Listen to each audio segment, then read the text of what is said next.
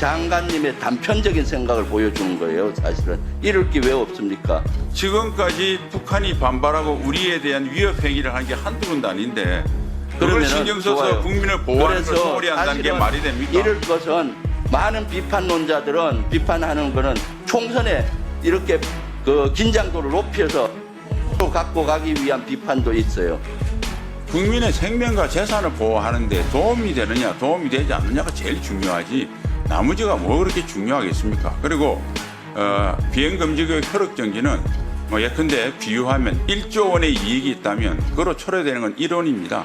1조 원의 이익이 있는데 이런 손실을 염두에 둘 만큼 세상은 한가지 않기 때문에 저는 비행금지구역 효력정지는 매우 타당한 일이라고 생각합니다. 이상입니다. 북한이 그저께 정찰위성을 쏘고 정찰위성에서 태평양 감상공에 있는 미 앤더슨 공군기지 촬영 사진을 수신했다고 주장했는데 그 사진 신뢰가 갑니까?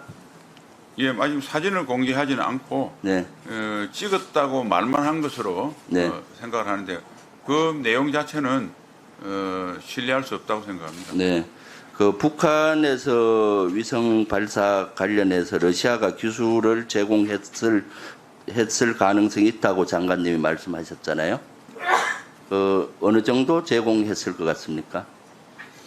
그러니까 일단은 오늘 뭐 러시아 외교부에서는 한 적이 없다고 또 이런 성명을 냈더라고요. 그런데 뭐 러시아 대통령 푸틴이 적극 지원하겠다 했기 때문에 한 것으로 일단 판단이 되고 어느 정도 수준이라고 단정적으로 지금 이야기하기 어렵고 뭐 그 기술이 하나는 로켓 기술이고 두 번째는 이제 정찰 위성에 관련된 기술이라고 생각하는데 로켓 기술은 이미 좀 성과를 낸 것으로 저희들이 평가를 하고 있고 그러나 정찰 기술을 얼마나 줬는지 또 줬다 하더라도 성과가 있는지는 좀 더 시간을 두고 평가가 필요하겠습니다.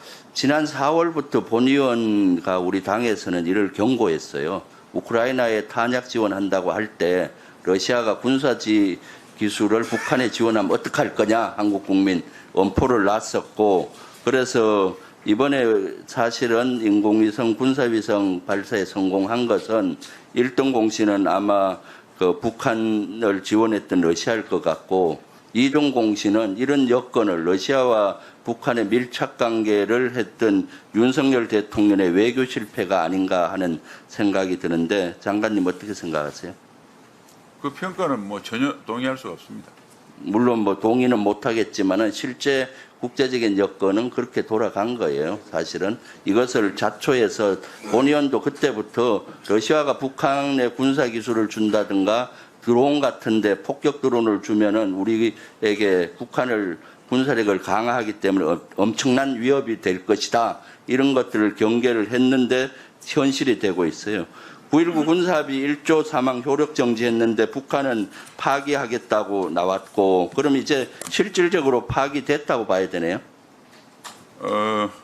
문서적 행위로 파기 여부와 관계없이 잘 아시다시피 지난 5년 동안 북한은 계속 아니 그러니까 해왔기 실질적으로 때문에 파기됐다고 보십니까?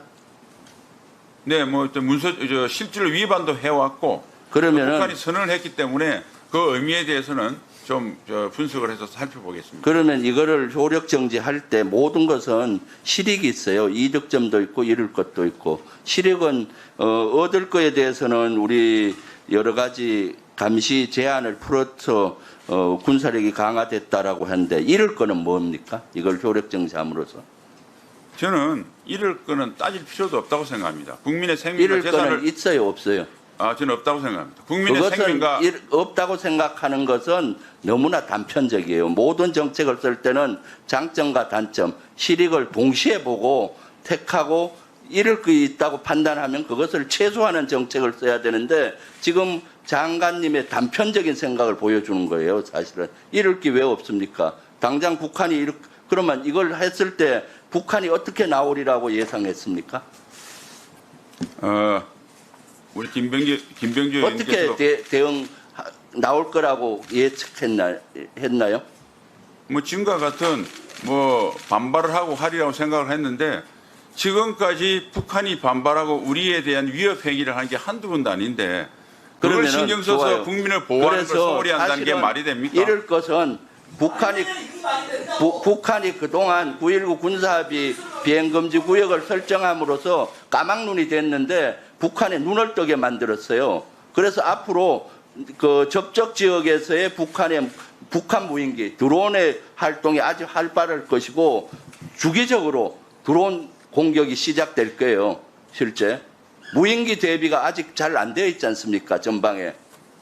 그런데도 이렇게 가고 서해안에서는 NLL에서의 충돌이 일상화되겠죠. 그리고 지금 긴장도가 점점 더 올라가고, 그럼 긴장도가 올라가고 한반도가 하게 되면은 경제에 바로 여파가 가잖아요. 왜 이런 거를 이렇게 단편적으로 하는지 도저히 이해가 가지 않아요, 사실은. 그럼 이런 것들은 제가 봤을 때는 국제적인 여건을 만들어야 되는데, 인공위성을 발사한 규탄하고 국제적인 제재를 해야 되는데 러시아와 중국이 반대하기 때문에 이걸 못하잖아요. 그러니까 이걸 못하니까 지금 이거와 별 관계없는 9.19 군사합의 효력정지로 한 거죠. 장관님은 야인 시절이나 국회의원 때 9.19 군사합의 파기 지속 주장해왔죠. 그렇습니다. 이것은 그 당시 장관님이 문재인 정부 지우기의 일환으로 무조건 문재인 정부가 하는 걸 반대했어요. 이러한 군사합의조차도 안보를 정쟁화해서, 또 많은 비판론자들은 비판하는 거는 총선에 이렇게 그 긴장도를 높여서 총선으로 갖고 가기 위한 비판도 있어요. 이제 실제 장관님 그렇게 9.19 군사합의 효력정지하니까 북한이 파기하고, 북한은 사실은 파기를 원했어요. 이걸말로 우리 국익에 지대한 영향을 미치는 겁니다. 왜 단편적인 것만 보고 이렇게 하는지 이해가 도저히 안 가요? 네. 예, 저 다음 진행하겠습니다. 이란에 대한 이거는 지금 유엔 차원에서 조치는 어떻게 하고 있습니까? 예, 기동민 의원 질의해 주시기 바랍니다. 답변 안 하시고. 아니, 바로 넘어가 버리셔가지고. 사실 이런 거는 유엔 제재를 위해서 하는 건 어떻게 하고 있나요? 답변 네. 합니까? 아니, 안 위원장께서 답변할 기회를 안 주셔가지고 제가. 왜냐하면 시간 외에 질의하셨기 때문에 안 하셔도 돼요. 기동민 의원 질의해 주십시오. 안 하고 있으니까 안 하는 거 아니에요? 못 하는 거 아니에요? 보통 때는 답변기에 달라고 하면서 하시면서 지금은 국제적인 이런 여건도 안 만들고 있으니 외교 참사와 안보 참사를 이어가는 것이에요. 네, 간단히 뭐 답변을 드려도 되겠습니까? 네네. 유엔에서 어떤 할 것이냐는 것은 지금 외교부에서 정부의 방침과 함께 지금 접촉을 하고 있고요. 그다음에 이제 김병조 의원님 여러 가지 말씀하셨는데 그건 일방적인 주장이고 김병조 의원의 주장이시고요. 저는 그렇게 생각합니다. 국민의 생명과 재산을 보호하는데 도움이 되느냐 도움이 되지 않느냐가 제일 중요하지 나머지가 뭐 그렇게 중요하겠습니까? 그리고 비행금지구역 효력정지는 뭐 예컨대 비유하면 1조 원의 이익이 있다면 그로 초래되는 건 1원입니다. 1조 원의 이익이 있는데 이런 손실을 염두에 둘 만큼 세상은 한가지 않기 때문에 저는 비행금지구역 효력정지는 매우 타당한 일이라고 생각합니다. 이상입니다. 예.